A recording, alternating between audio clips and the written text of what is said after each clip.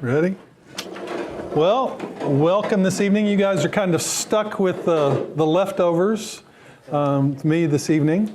I'm glad to be able to be here. I love the opportunity to be able to spend some time with you from this side instead of from that side. Zach gave me a heads up this afternoon that he might need me here. Then Pastor Curtis sent a message, said, "Yeah, we need you there," and then he made it anyway. But he didn't want to swap. So you've got me. It sure is awful warm out there right now. Yeah. I'm pretty pleased. I left the house this morning coming here, and it was in the 40s. And I've not been outside again since I came this morning. So I've seen the wind blowing really hard, but I didn't know how cold it really is. So I guess I'll get to feel that on the way home. We have been decimated with COVID and all kinds of things. We have lots of people that are in and out. I ended up with COVID last week. My wife's looking at me really funny because I don't have my mask on. I do have it, and I had it on earlier, but I didn't want to have it on and stand up here speaking. Yeah. But it's really impacted us overall, even at the school, church. I mean, you can look around tonight, and we're pretty sparse this evening. At least I like to think that's why we're sparse this evening, not because you might have heard that I was the one going to be speaking as we go along. But along with that, Joseph, he's a victim. And I'm not going to pick up his guitar and play for you, but I do have a few hymns for us that are in your little folder there. I think they're familiar hymns, and we'll just sing them a cappella and try and make our way through that. So, what a friend we have in Jesus. I think we all know that. And let me tell you, I don't like to sing it really slow. Sometimes people sing it, "What a friend I want to pick that thing up a little bit, okay? What we have in Jesus, all our sins and griefs to bear. What a privilege to carry everything to God in prayer. Oh, what peace we often forfeit. Oh, what needless pain we bear. All because we do not carry everything to God in prayer. Have we trials and temptations? Is there trouble anywhere? We should never be discouraged. Take it to the Lord in prayer. Can we find a friend so faithful who will all our sorrows share? Jesus knows our every weakness. Take it to the Lord in prayer. What I understand our tradition here since we've been coming is that we take up an offering right now. So why don't we take that offering? Brother John, would you lead us in prayer? Lord, we thank you for bringing us together here tonight. We pray that as we go through this night, Lord, your hand will guide and direct when all is said and done. Be with us in a mighty way. Bless the offering that's about to be taken, Lord. It might be used to help us to continue to do the work that you'd have us to do, Lord.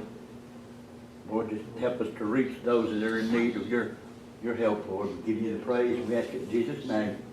Amen. Amen. So as they're taking that offering, we'll catch the second song here.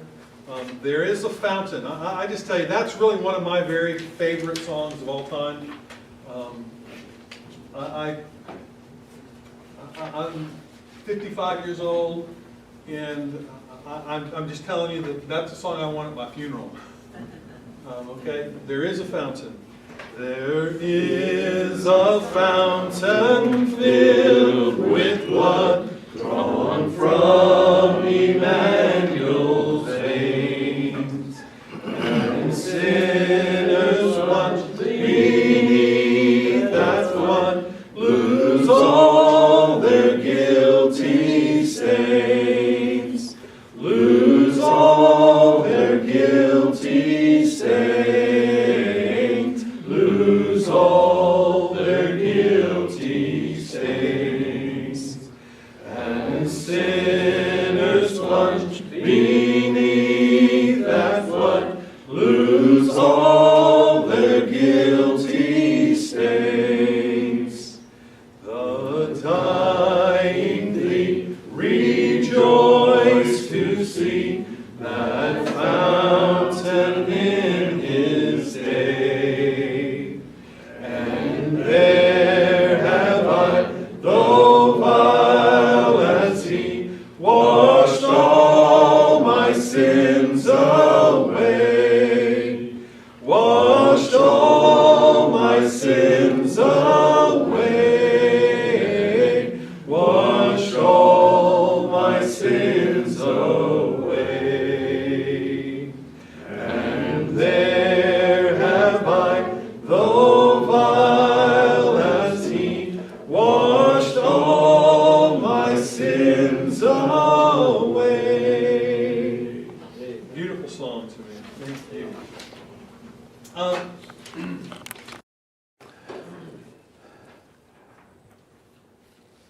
I was working around this afternoon thinking about exactly what I might like to speak on, and I decided that what I'd really like to do is maybe more of a teaching than a preaching. That's a little more down my my vein, teaching and doing those kinds of things. And I also thought that I'd like to kind of put a spotlight, so to speak, on the ministry of our school. And that's what you've brought me in to do. That's where I get to spend my life. That's where I get to perform in the ministry. And I just thought that I'd take a little bit of time this evening and talk about, in a term, worldview. Because that's what we really are trying to deal with and trying to take care of as we are training and teaching the students that walk through the halls at this church every single day throughout the school year. It's a wonderful thing. So thinking in terms of worldview, the truth of the matter is everybody, everywhere in existence on the planet Earth has a worldview. Now, we don't typically think about it. We don't consciously say, okay, my worldview is, and this is what it happens, and this is how it works, and this is how it goes together.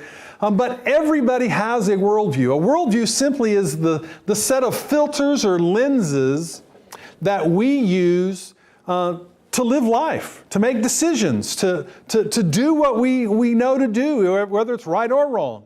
But that worldview is very important. And I think that it's time for us, when we have opportunity dealing with our students, when they're little, you're not going to have this conversation I'm getting ready to have with you. You're going to deal with it a little differently with them. But by the time they start moving into middle school and into high school, we can really have this really deep down heart discussion about what worldview is. Our culture, our society, our country has a worldview, and it is extremely inconsistent. Matter of fact, many people's worldview, even apart from that, is very inconsistent. They do with one thing here and they do one thing in a... I suggest to you that a Christian worldview or a biblical worldview, sometimes I use those terms interchangeably, but a Christian worldview, a biblical worldview is extremely consistent. And when I talk about worldview, what I try and do is answer some questions. And I'm going to give you 4 key words in terms of thinking about those questions. Creation, fall, redemption, and service. 4 key words: creation, fall, redemption, and service. Now, when we're thinking about worldview, what we're going to start with is answering those life's ultimate questions. If you went to my personal library, I've got several books, and there is a book in my library that says Life's Ultimate Questions.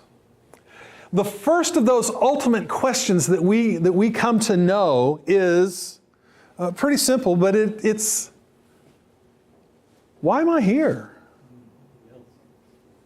Why am I here? It is that question of what is my purpose? So when I'm in chapel in the elementary school out there, and we've got 3-year-olds through 5th graders in one chapel, one of the questions that I ask almost every single chapel, I'll make a statement. I'll say, created on purpose, and the students will say, for a purpose. I'm created on purpose, for a purpose. And that's where creation comes into play. God created us.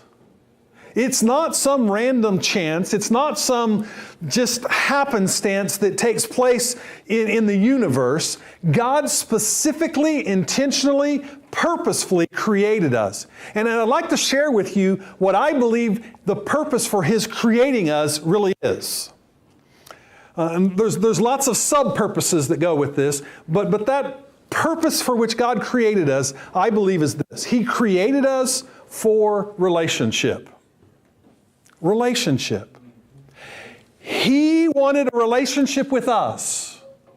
He didn't want to just leave us out there. He didn't want to just, He's all in all Himself. He does not need anyone or anything, but He wanted us for relationship, and He created us for relationship. That's our purpose. And that's an extremely important purpose, to be in relationship with the Creator and the Sustainer of all life and all that is. So creation is that first point. God created us on purpose, for a purpose, and that purpose, I believe, is relationship with Him. So the next, and I'm going really fast, we could literally do whole classes on each one of these pieces. So I'm just kind of breezing through them pretty quick for tonight. But the next point, creation, fall, is that number 2, is that second word. And that answers the question, this life ultimate question of, where did evil come from? And we know there is evil in this world, don't we? We don't have to look very far to find evil.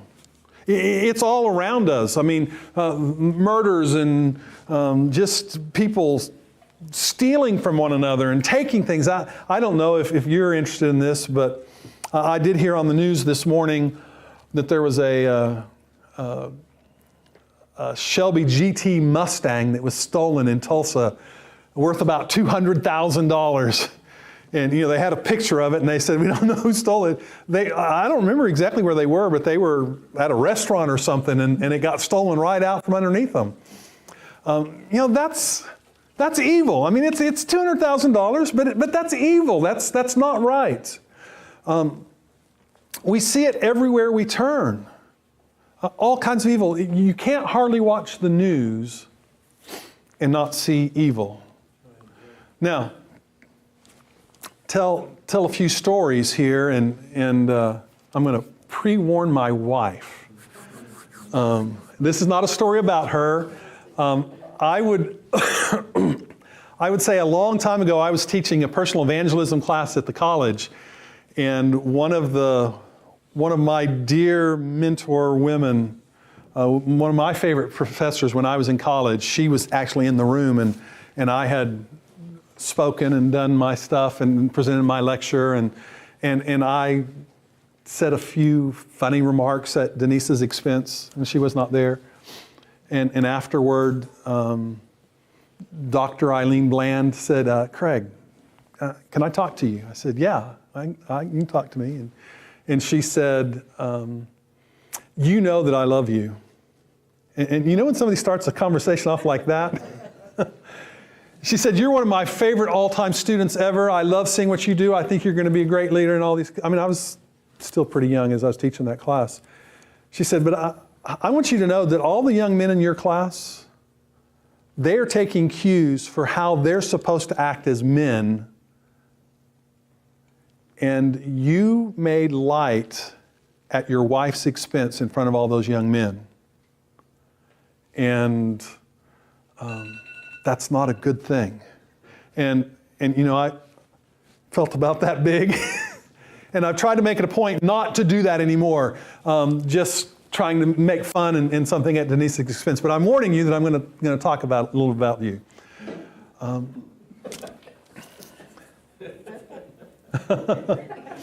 I actually mentioned this in chapel this morning.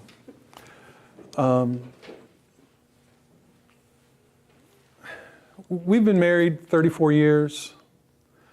Wonderful time. Denise has been so gracious to me to allow me to be who I am. If you haven't noticed, she doesn't like to be in the forefront. She likes to sit in the back. She likes to serve, but she doesn't want to hurt. She doesn't want to get up and speak. But one of the things that we have gone through in our 34 years of marriage is we were unable to have children. I don't know why, but we were not able to have children.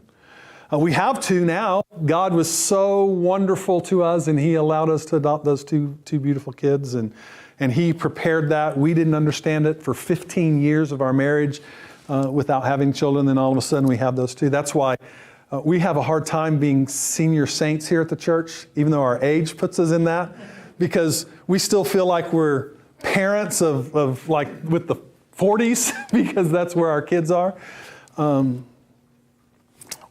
One day we're sitting at home watching the news, and on the news there's a story about somebody that literally threw a baby in a dumpster. And it was very touching to me, and I looked to Denise, and she is distraught. And she says to me, "Craig, does God not think that I would be a good mother, that He would give that person a child and they threw it away, and He's not given me a child?"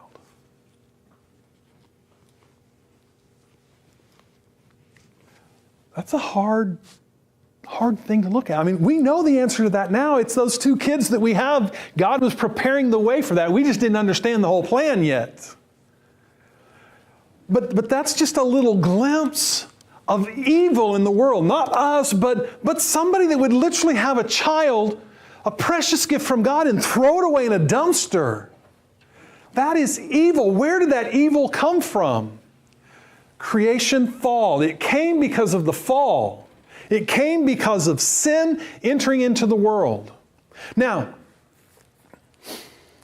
Brother Curtis and I actually were having a little bit of this discussion last night when we were here just enjoying each other's company after the ball game and stayed till, 10:30 last night. Adam and Eve sinned, and I don't know about you, but it just didn't seem like a big deal. Now, that may not sound like the right thing from a pastor theologian type, but it's not a big deal. They took a piece of fruit that they were told not to take. I like to tell this part of the story with it. When I was growing up, for whatever reason, I had a sweet tooth for brown sugar. And I would get up in the night, when I was a little kid, climb up on the counter. My mom kept it on the top shelf in the cabinet in one of those green Tupperware. You guys know what I'm talking about, right? And I'd open that up, and I'd eat some brown sugar, I'd close and put it back, I'd go to bed, and I'd get in this morning, I'd get in trouble. I'm like, how in the world does my mom know I'm in trouble? Well, I'm quite positive that there was lots of brown sugar left all over the countertop as I was shoveling it in, trying to satisfy my sweet tooth for brown sugar. And I'm also quite positive that my mother, I remember my mother giving me spankings for that kind of thing, trying to straighten me out. But when my mom When the first time when I got there and got the brown sugar, and I got it after she told me not to get into it, and I did it anyway, she drove me down to the state penitentiary. She drove up to the door. She got a hold of the warden, and she said, I want you to take this kid in, and I want you to execute him. Is that what she did?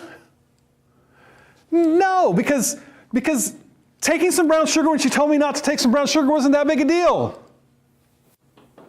So in my mind, Adam and Eve taking a piece of fruit they were told not to, it's not that big a deal. Why did it cause the fall of all creation? Why did Adam and Eve doing that one little thing cause the fall of all creation? And from my mom, I might have got a spanking and a slap on the back of the hand. Here's the issue. God is infinitely holy. Infinitely holy. We got to hold on to that word. Infinite. Complete. There is nothing other. He is infinitely holy. And so when Adam and Eve took that piece of fruit, which in our eyes doesn't seem like that big a deal, when Adam and Eve took that piece of fruit, it was an offense against God's infinite holiness, but because He's infinite holy, it made that offense an infinite offense. So it was a big deal. When I took brown sugar that my mom told me not to get, I offended my mother, but it was a finite offense against a finite being, because my mother was not infinitely holy.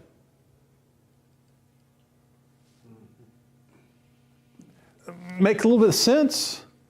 Why that's such a big deal?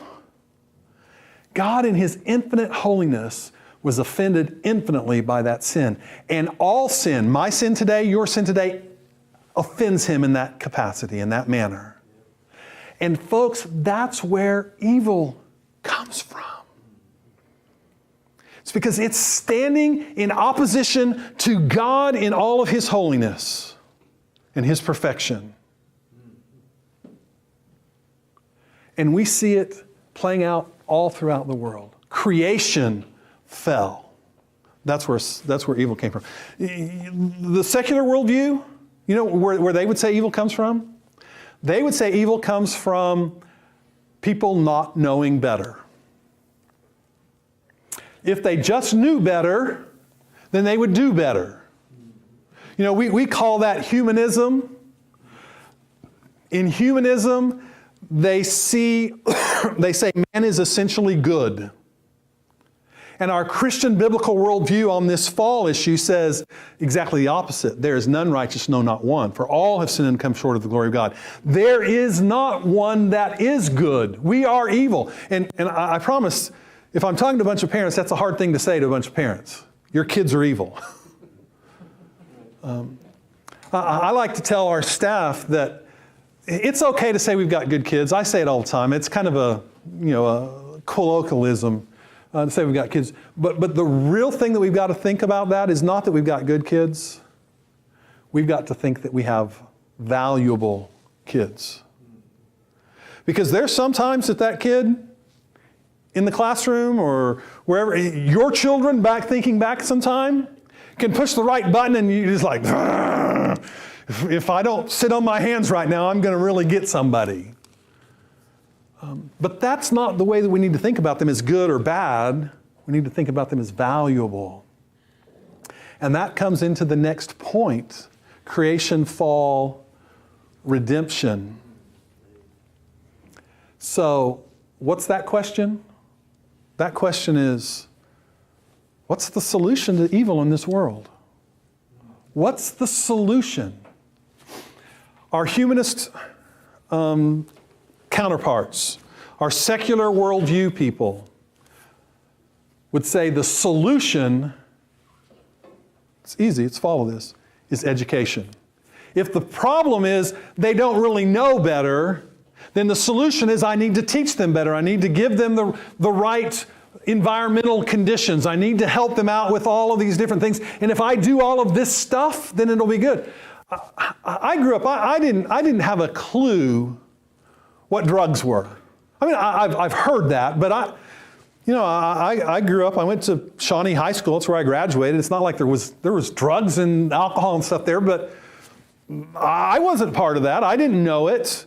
I'd go to a party or something where there might be some alcohol, and my friends would just say, oh, he doesn't drink, leave him alone. I had real positive reinforcement peer pressure on that, not negative. And I'm taking a couple students from the college, and we're going down to Texas, out in Longview, Texas, for a meeting. And one of the guys is from Chicago, and he's talking about his life in the gangs and the drugs and all this kind of stuff. And I'm like, and I remember saying to him, we're down the highway, I said, I wouldn't even know what it looked like. I wouldn't know where you could find it or where you could get. I wouldn't know anything about it. We get to Longview, Texas. We go to the hotel. Everybody gets their stuff in. We're all three of us guys are sharing a room. And I said, we've been driving a long time. I said, I'm going to go for a walk. So I don't know Longview, Texas. I've never thought anything bad about Longview, Texas.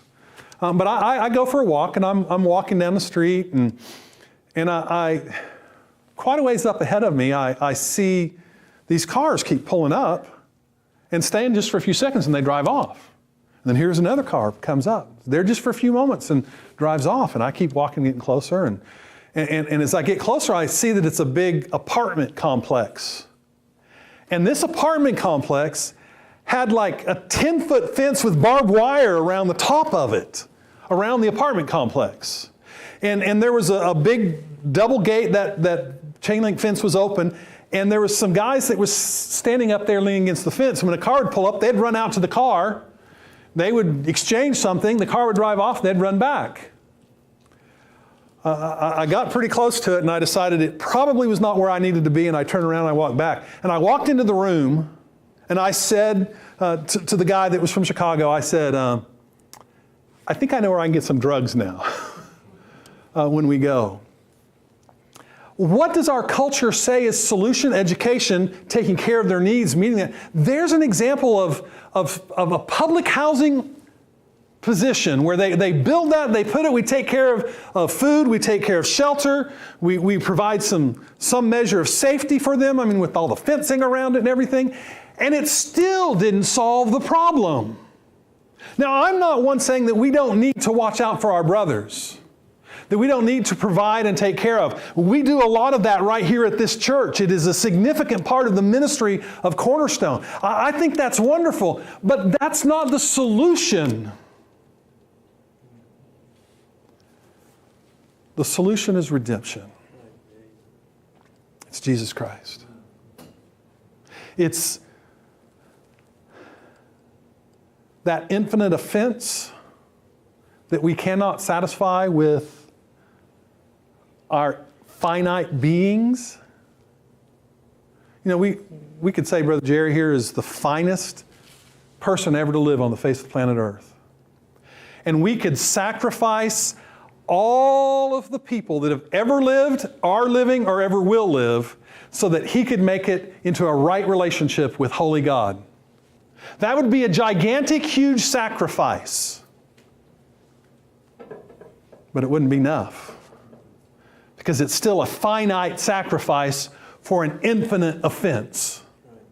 So the Redeemer came, and this is where we get our value. This is where we get how important we are to God.